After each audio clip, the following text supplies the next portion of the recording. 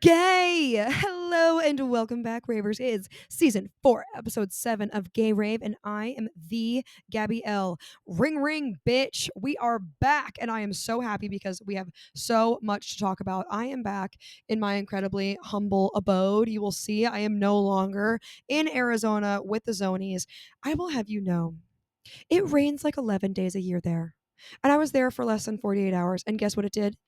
You guessed it, rain quite a bit. I was looking for sunshine. I was looking to see the sun again. I was looking to potentially get a glow, maybe stand outside for some time. No, nope, not in the cards for me. But I did a couple things that we have to talk about. First thing, watched the new Superman on my flight home. The flight home, first of all, flight there, almost 6 hours. Flight home, less than 4. I know the jet stream, but listen, there's a conspiracy there. I'm not saying this chemtrail shit. I'm just saying that how is that science working? And I don't have the brain capacity to figure that out, but somebody take that on. I'm delegating, okay? And people, when Superman first came out, were really hyping it like this is a commentary on Israel and Palestine, and this is very politically charged. And I'm like, superhero movies, like sometimes they are, but I was like, yeah, you guys are probably like overblowing it. It's crazy. But no, they were right. It is like a shot for shot of like the Israel Palestinian conflict and America, dealing arms to Israel and then talking about what they want to do with the land when they overtake the villagers or the people who are from the like more marginalized society. Really fucked up. Okay, really fucked up. Absolutely spot on. And I'm not saying that you should go see it. I'm not like, oh yeah, you should go see it. Yeah, like there's like a sexy man and he's got Lois Lane. It's kind of cute. I didn't cry. I didn't really laugh either, but I was entertained, I guess, in a different way. There's a dog in it. I thought it was interesting, okay? And I did have a ha ha, because it is actually a direct commentary. And I'm sure that wasn't like the timing didn't work out and it was like probably, there's no way that's irony, right? They did this on purpose, right? Right? No. Yeah, right? Okay. Yeah, we'll see. We'll see. So in Arizona, there's something about me and the connection that I have to a woman in her 40s or 50s. When we are together, we are so powerful. We are laughing Kamala crazy style. Like we are having the time of our lives. We're like, girls, let's get together. I am doing a full Long Island accent. I don't know what comes over me, but when we are in each other's presence, we are hyping each other up to no end. So I'm in Arizona, I'm staying in a hotel with a couple of my 40, 50-year-old women. Okay, so we're Ubering back and forth to the office every day. They're always like, oh my God, what's a Lyft? Like, tell me how to use it, how to use the app. They're calling the Ubers to the completely wrong places. They're like dropping pins in the middle of nowhere. I have no idea what's going on. They are not okay. The women are not okay. But the most important part that I played was by the end of my trip there, every woman in my vicinity had CoStar downloaded on their phone. They knew their big three, they knew their birth time, and they had charted a course that would change their life. That is what happened due to my time in Arizona. And it was an accident, essentially. One woman was really like bragging about how she doesn't like to talk a lot and how she likes to listen and observe, and so she had this sort of attitude of like, I'm always looking and I'm always watching. I don't always like to say the most, but I do have opinions when people ask. And I was like, you're a Taurus, right? Like, haha. She was like, yes, I am. And everyone was like, oh my God, a witch, a witch. How did you know that? And I was like, it's just like a lesbian cultural thing, I guess, in New York. And they were like, whoa, my God, they had no idea. And so then everyone had to like call up their families and their like ailing parents to ask what their birth time was and their birth location. People were pulling up their birth certificates. They were calling the records management office to find their birth time. So that way, when we got together for dinner that first night, we could all talk about it. And we were ordering the martinis. We were having times. I was making up pseudoscience. I don't know a lot about the stars and the moon. All I know is what my other gayer friends and me tell me. Okay. So I am through the transitive property relaying all the information I've received from every other gay person I've ever met and from reading my own horoscope for too much time. Okay. And yes, I read the horoscope of my ex and of the people I have crushes on because I want to know how their day is going to be. Okay. And that's just a part of the culture. That is what yearning and being a lesbian is about. Okay. If I know my horoscope, I need to know everyone around me's horoscope too. What's their day like? What's their trajectory? What advice are they getting so that I can play into it and then be a part of it? Okay. Okay. Moving on. So at the dinner table, they're like, oh my God, like there's earth, there's air, there's wind, there's fire. What do these all mean? And so I had the opportunity to admit that I didn't know. I had the opportunity to say, like, you guys, like, just like read the chart or look it up. There's a lot out there, but I would never miss the opportunity to make shit up and lie, kind of. So what I did is I started to pull, you know how like a mind reader, even like, mediums, I started to really look at them and I said, name yourself in 3 words, like describe yourself in 3 words. And they're like, hard-headed or stubborn, hardworking, you know, loves hard, loyal. And I was like, you're an earth. That's so earth. Like you just described earth through those words. So I just started to play these mind games and it was really, I was drunk on power. And I do not know all the things that I said, but I know that lives were changed in that moment. They started having me go around and guessing everyone's star signs. I was like 1 for 10 and they didn't even care. They did not even care because they had something that we are coining now as straight guilt. So, as a white woman, I experience white guilt as white people should. I feel like it is obligatory and necessary to feel white guilt for the privilege that you had, the experiences that you have, all the institutional things that you have because you are white, right? The privileges that we get for being white. And so I always want to give deference to people of color and the people in my life and the people in my proximity who I'm like, yes, of course, there are things that I won't have access to that I won't be able to do because I am white. And I think that's completely appropriate. All right. But when I finally got to be the beneficiary of straight guilt and them just like letting me spew off all of these things and dominate the conversation with something that they did not care about 20 minutes ago, it was incredible. It was a power I've never experienced before. And so that was amazing. And I am okay with straight guilt. They all started telling me about their 2 aunts and how they are trying to make a better world for them and they're voting accordingly. And at the Thanksgiving table, they always make sure that like the pronouns are right. And I'm out here like, okay, yeah, sure. Whatever, this has nothing to do with me, but whatever makes it better for your aunts, I'm good with that. Like, I'm fine. We're doing it for them. And so that was great. But something that wasn't so great and something that we need to talk about is they, within 20 minutes of our first meetup at a work setting, I heard the like M slur, the M word that refers like people self-referring to themselves as really short and they would refer to themselves as like the M word. And I thought that that was a slur and that you couldn't say that word anymore. Like there's other better terms for somebody who used to be described that way in culture. Like and they talked about it on those shows. Like there were full shows about it, like Little People, And they just were throwing out the M word 2 times. It was like we were seeing each other for the first time and they were like, oh my God, you're a giant and I'm a. And I was just like, oh my God. And not for nothing, I'm your HR rep. I know we're not at work yet, but I'm still here. What am I supposed to do with this information? And 2 different women said this in a matter of 20 minutes. And I was like, damn, every woman in their 40s and 50s is just like walking around this minefield of society, like, oh, I don't want to offend anybody. And they're like, actually, you know what? I got this one fucking thing and I'm going to do it. I just like don't get it.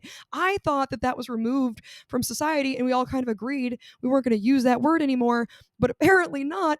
And then when I came home and started bringing it up to people like, hey, this word is bad, right? People were like, yeah, I guess. I guess. Am I the only one who really thought that we were removing the M word from our lexicon completely? Am I the asshole here? I thought we all talked about this. I thought we all agreed on this. We are the woke mafia. Okay? We cannot tolerate this. Moving on. Current events. Let's actually get into some current events, okay? And not just my business, okay? Current event. Okay. So there was a draft last week for the inaugural season of the brand new Professional Women's Baseball League. It is the WPBL. That doesn't roll off the tongue. The P and the B, WPBL. We'll get there. We'll get there. It's going to start to roll off. It's going to start to roll off.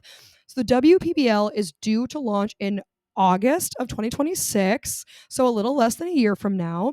So, like Athletes Unlimited Softball League and the Women's Lacrosse League, the WPBL will have 4 teams from big cities. So, those will be New York, Boston, LA, and San Francisco. And they will play at a neutral location. So, just like Unrivaled, Unrivaled has all their games or had all their games in Miami, but they were from all over the country. So, just like that, all of their games will be at the sort of neutral location, Springfield, Illinois, and have their teams come from all over the country. So they were going to have 6 teams to start, but instead they're only starting with 4, and they're going to expand to 6 in the 2027 season. But overall, this is very, very exciting, and it's going to last 7 weeks. The season will last 7 weeks, and teams are going to play 2 games per week. This could be a fun summer activities for us next year, gay people. Us all taking a trip to Springfield, Illinois to go support the WPBL. WPBL. Okay, lock in. We've got it. That is an acronym that we are going to make work. So, yes, their draft took place last week. We are incredibly excited for this huge announcement. I feel like professional women's baseball or professional women's softball doesn't have the same platform as other sports. And I've been saying this. Like, they even started the hockey league, obviously, the women's professional hockey league as well. That was playing, I think it was at UBS Arena for a while. And that was really exciting. The Sirens. So all of these leagues are launching off the ground, which I think is incredible. A lot of investment in women's sports. We're so excited. And it's like a feeder league. But I do wonder about, and what I think is curious is that they wouldn't put some of these leagues or some of these locations or one of these sites in like a near a school that has famous or like a D1 softball school or a D1 baseball school. Why wouldn't we put it where the players are? I get that like those big hub cities are important, but it's like the WNBA.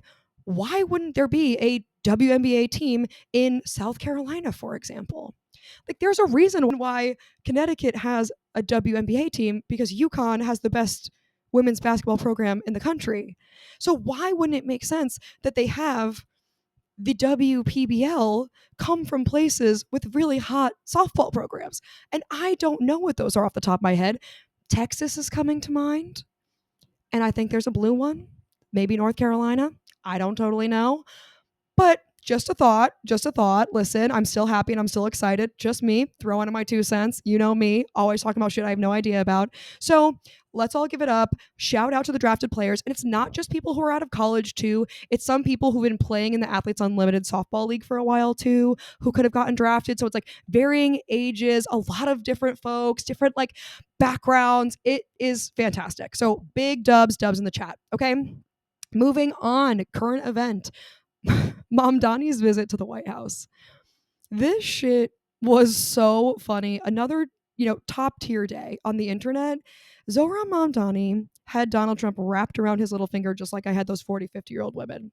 It is so real. That photo of Trump just like looking up at him with that big smile ear to ear. I was like, listen, I know we all want Zohran to look at us and smile. We all want attention from that hot man. It's so true. He's been Zohranified. And I know that the campaign is over, but I did buy a Gays for Zohran shirt. And I know that it's not in the zeitgeist anymore and it's less helpful now that he did win. But I waited until his campaign was over to get a shirt on Depop, and now I have one. Okay? So don't roast me, but I did do that. And it's a cool shirt. And aren't you going to feel silly? You're going to have egg on your face when you see me in that shirt and you wish you had one. Okay? So maybe get on Depop. Back to the Trump thing. Zohran is very charming. And I do believe that he could simply charm anyone. He like posted a photo of himself like flying commercial to DC. And I was like, why weren't you there? We could have talked about your big 3 at JFK. I was just there. Nonetheless, Trump coming out and saying, I think he's going to do a great job. I would stay there. You don't have to leave. I have all the faith in him. I think he's going to do a good job. And I was like, is this a kiss of death? I know that we're all laughing and we're like, wow, this went better than ever. And I'm like, did it? Or is it like who's playing the game here? Is it like playing the player or playing the game? I just don't know. I don't know. Is it the kiss of death that Donald Trump doesn't hate Mamdani? Or, of course, Donald Trump likes Mamdani. First of all, he's gorgeous and brilliant and so charming. Not important here. Not important. Second part is Mamdani's whole thing is affordability. Trump is getting absolutely killed because there is no affordability right now and he doesn't want to talk about it. So he is now, of course, supporting the guy who's big on affordability so that he can look closer to it and like he is doing good on affordability. So obviously he's doing that. We probably could have predicted this, but now I do feel like he put a curse on him. I do fear that. So let's keep an eye out for it. Let's keep an eye out for curses. And if we have to hire an Etsy witch, we will. Okay, moving on. Last current event, Omarion, who did sort of R&B hits in the thousands and the 2010s, he just finished 3 years of celibacy and it made him telepathic. Fellas, is it gay to not have sex for 3 years and then become telepathic? It really, I'm about to do this shit. Listen, if I wanted powers and all I had to do was not have sex for 3 years, I would just live most of my life again. Like, I would actually have supernatural abilities if all I had to do was string a couple 3 years together. It's incredible. So he said that he has, had a very sex forward or an adventurous sex life since he was like really, really young, since he was a child. And he wanted to see if he had sort of like power over his mind. So, like, he has willpower. He wanted to exercise restraint and be able to use the power of his own mind to change his life. And so that's why he gave it up. And he said that it actually gave him a newfound respect. And he is quoted saying, "I did it for 3 years. Now I look back and I'm like, sheesh, I love women. I love women in all their splendor, friendships, best friends, lovers, all that." And he said, "I think that's when I was being introduced to a form of telepathy, feeling closer to someone even when they're away." And I was like, is it telepathy or is it respect for women? Or are you just experiencing empathy and deep care for women for the first time in your life? Hey, either way, happy for you. He's like, what is this feeling? What is this feeling? What is this feeling? I'm feeling telepathic. And I was like, that is called caring for another person more than yourself. It's amazing. I know. I get it. And all lesbians get this. We're like, yes, I finally have telepathic powers because I love a woman so much. And this is how our combined emotional intelligence make us supernatural. And he's sort of like, he's getting to that place. Okay. But I fear that it's not telepathy. It is just having empathy for other people, especially women. All right. So good for you, Omarion. Happy for you. I hope you broke the seal.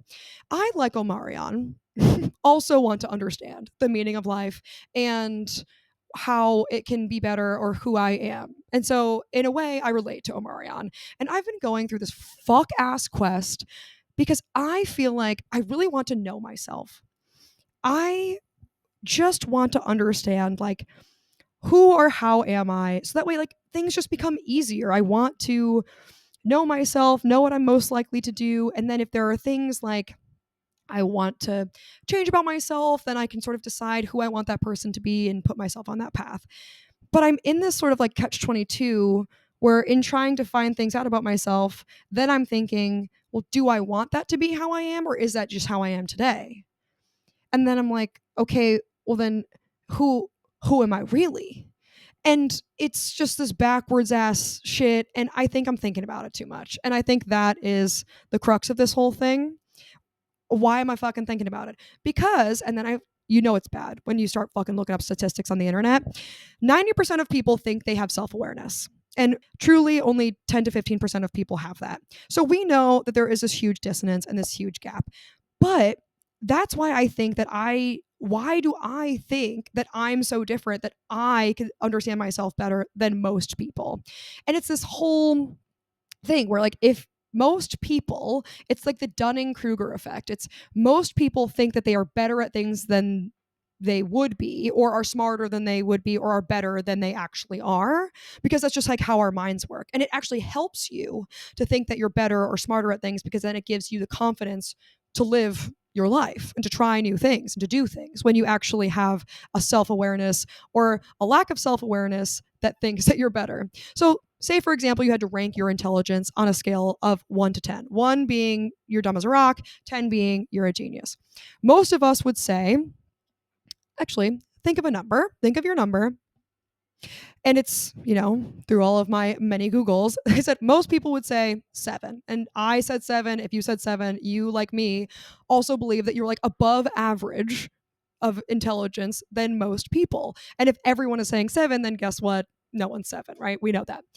So this whole thing means like we cannot accurately assess ourselves, and the point is that it's actually like been good for us as humans to think that we'd be better, so that way we try new things or do things or put ourselves in situation to like challenge ourselves and either rise to the occasion or not, in which case the failure will actually give you the self-awareness because you will finally have a benchmark. So in thinking that you're better, it allows you to do things, which actually in turn gives you self-awareness, because then if you fail, it tells you, no, I've met my limit, or I need to try harder, or I need to pivot. Okay, so whether you think you're going to succeed or fail, you're right. That's essentially what this whole shit is saying. So, what I'm trying to convince myself of is to not take shit so seriously and try to just enjoy your life. So, let's move into rave reviews and talk about some shit that doesn't fucking matter. Okay? And by that, I mean it's so fun and so cute, and it's going to get us out of our heads. So, let's start with our rave review. Designer Michael Schmidt released a line of clothing called the I Wool Survive, WOOL, I Wool Survive, which is just wool outfits that he made from rams that prefer having sex with same sex partners. So he took the wool from gay rams and just made it into clothes and then put it on gay men for, of course, say it with me, the Grinder fashion show. Grinder fashion show sort of seems like a double negative, like jumbo shrimp, like Grinder fashion show, those things don't go to the same house, like they don't go to the same school. But either way, it was amazing. And not for nothing, it's a gay man's fashion show, so every outfit is already just like one piece of wool, and that's the outfit because they're sexy, sexy men, and that's exactly what happens. But you need to go see these outfits. They're actually hilarious. And the thought that this gay man made a line of gay rams into clothing. That is an original thought. It is, leave it to the gays to be coming up with original sentences. You could have put those words anywhere and it would not make any sense. It would definitely kill a pilgrim to read that sentence. And that's how you know it's important for the culture. Okay, moving on. Great reviews. I watched a true crime documentary last Friday with Raver Merritt. It was called The Carmen Family Deaths. It was on Netflix. And essentially, it was at the top of Netflix. So, like, they wanted me to watch it. What pisses me off about true crime is they're just like telling me the headlines, they're telling me the story, and I want more. Like, if you're gonna make an entire documentary about it, I want like the hidden footage, I want the text, I want the emails, I want the things I wouldn't be able to get otherwise. Like, if you're gonna make a whole movie about it, I want the interviews with the eyewitnesses, I want the night vision footage. You know what I'm saying? I want the receipts from the store with like the rope and the gun. Like, I want all these things, but I did not get that. Oh God, it just upsets me. And I think I'm just not built to be watching these things because I am just thinking too much about it. So if you don't want this spoiled, then just like skip this chapter because I'm about to tell you what happens in the documentary. So I'll give you a second. Okay, so this kid kills his grandfather and his mother essentially in a plot for inheritance money. And what it actually turned out to be, and this whole documentary just kind of felt like anti-autistic propaganda, because the whole family was like, Nathan's always been a little weird. He's always been a little awkward in the family situation. He's been really quiet, almost seemed like he was plotting something. And I was like, he's autistic. He's probably just like making an escape plan every time he's anywhere because he's nervous around all of you. Okay. There are reasons why he is this way. And so they had all these like autism advocates and autism lawyers talking about how he couldn't possibly be guilty of these crimes. And all of the reasons why he appears guilty is just related to his autism. And then I was like, well, I don't know. He did buy a semi automatic rifle, and then his grandfather got shot in the head with a semi-automatic rifle that no one knows where it was. And then they found a note in his car that was essentially his notes for when he talks to the police. So I don't know. I know that he didn't kill those people because he's autistic, but he's not autistic because he killed those people. You know what I'm saying? So I was unsatisfied by this documentary, and I do think it was kind of bad because it made it look like all autistic people were guilty of something, which not amazing, Netflix in general. And this family from Connecticut, I will have you know, like really wealthy Greek family, the sisters were like, this was the classic Greek tragedy. I'm like, it's a tragedy for anyone, okay? 2 people died, all right? And even he died too. He eventually kills himself. When he finally was like going to trial, he did kill himself. So unfortunately, 3 people died and he never got the inheritance, which really sucks. But if it really was, like, if the crime was that he was just like not diligent enough, I was like, come on, man. If this was your special interest, lock in. Ugh. So I was unsatisfied, and I've watched a couple of true crime docs that have been like pretty unsatisfying. The last satisfying true crime I saw was The Jinx, the story of Bob Durst and how he killed his like ex-wives and stuff like that, or his actual wives. And like the documentary was a part of his story and ended up catching him and like sending him to prison. It was fantastic. I think it was on HBO like 10 years ago, The Jinx. Still one of the best I've ever seen in my actual life. So if you are looking for good true crime, watch The Jinx. If you didn't watch it 10 years ago, and if you did, watch it again. Okay. Can I say something? Can I say something this week? And I'm going to need you to keep me so honest. Did we all know that the Cotton Eye Joe is a parody song? Just me? I don't know. I had no idea that the Cotton Eye Joe by the Rednecks, Rednex, was a parody song. Like Weird Al Yankovic, the Cotton Eye Joe was done by a Swedish group named the Rednecks, who all took on American hillbilly identities. So like their names in the group are all like Marianne or like Billy Joe, like all of them are hillbilly names, and they are parodying American hillbilly culture, and they created the Cotton Eye Joe. It used to be this old like slave associated song from the 1800s, and so they put it on a synth beat and made it fire. Now it's like one of the 100 top best dance songs of all time. Which, could I agree? Maybe I could. But what I didn't know is that they were a Swedish band who was making fun of American hillbilly culture and created the Cotton Eye Joe as a joke. So I did not know that, and I hope we all learned a little something. I thought they were playing that banjo in earnest. Okay? But the 90s were a weird time, and that's what I have to say about that. The Rednecks, this is a Swedish pop band, right? But also in the 90s, because the Cotton Eye Joe came out in like 94. Also in the 90s, Danish pop band Aqua, if I will have you recall, in the later 90s, Barbie Girl by Aqua came out. Aqua also has hella other songs that are absolutely incredible. They were coming out with hits, American bangers. I was in middle school at the Catholic school dance in Rosary Hall, dancing to I'm a Barbie Girl, dancing to Cotton Eye Joe, a Swedish and a Danish band in my church basement. Make it make sense. The 90s were crazy. Okay.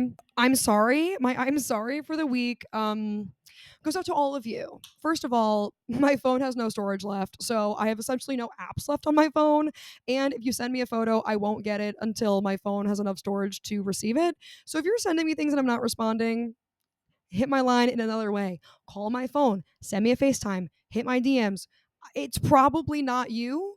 And if I continue to not respond, it is you. Okay. But the point I'm saying is, if I'm out having a nice time and I'm doing embarrassing shit as I do, what I'm not looking for is the fucking paparazzi TMZ taking approximately 10 minutes of videos of me rolling around on the floor doing Pieces of Me by Ashley Simpson at karaoke just to receive it in the chat the next day. If I wanted to see that, I would have recorded it my damn self. And if it's not something that I look good in or I'm doing a good job, keep it to yourself. Also, delete it off your phone. You don't want that either. You don't need to take this memory into the cloud. We do not need to be doing this. So if you have photos of me doing embarrassing things and you send them in the chat, I am so sorry. Those are getting deleted. They're getting deleted. I do not have enough storage on my phone to be bullied like this. I do not have enough storage on my phone to see these mistakes. Why don't we live in the moment? Why don't we all put our phones away? Okay? I am not Billie Eilish. I am not somebody who you've been waiting to see. I am just your friend rolling around on the floor. All right? If you're not going to post it, if I'm not going to post it, let's all just leave it in the past. Let's leave it in our memories. Okay? Let's leave it in our memories and do Sudoku puzzles so that our memory stays really good so we can remember it forever. We do not need to go back to this. We do not need to think about this again, in fact. And I do not need a friend who's up in my ass, recording all my shit, and then sending it in a group chat so I have to relive that. I wasn't even having the Sunday scaries, and now I have to be faced with the actions that I did. Not what I'm looking for. Okay, so I am sorry. And I'm also sorry because there's a song stuck in my head, and it's going to be stuck in my head forever, I fear. It is called Big Guy by Ice Spice, and it's off this new SpongeBob album. And it's just her going, SpongeBob, big guy, pants okay. SpongeBob, big guy, pants okay. It doesn't make any fucking sense, but it is an earworm. Okay. And now it's in your head, and you should listen to it because it's a banger. The other song of the week is going to be, hey, of course, Thank God I'm a Country Boy by John Denver. I don't know why, but that shit is hitting in Club 2F right now. It literally is. Thank God I'm a country boy. And I did try to learn the little line dance from Iron Claw. Still working on it. Still a work in progress. Okay. Should I watch I Love LA? I like Rachel Sennott and I do want to support her. She's our bottoms princess, comedian queen. They said it's like very reminiscent of Girls, which I watched earlier this year in my depression hole. Did like that. Should I watch it? Should I watch I Love LA Y/N? Okay. And that's all for this week. It has been a pleasure talking to you. Oh my God, I missed you so much. And by the next time we talk, it will have been the holidays. It will have been, Black Friday shopping. It will have been Thanksgiving. And I will finally have seen Wicked and will be able to commentate on it. It's killing me every moment that I'm not seeing Wicked Part 2, for good, because there are original songs.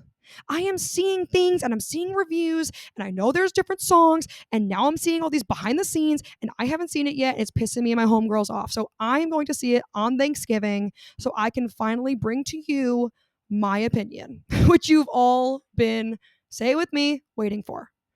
Waiting for my opinion on Wicked Part 2, for good is like waiting for rain in this drought. Useless and disappointing until after Thursday, because then it will be fruitful.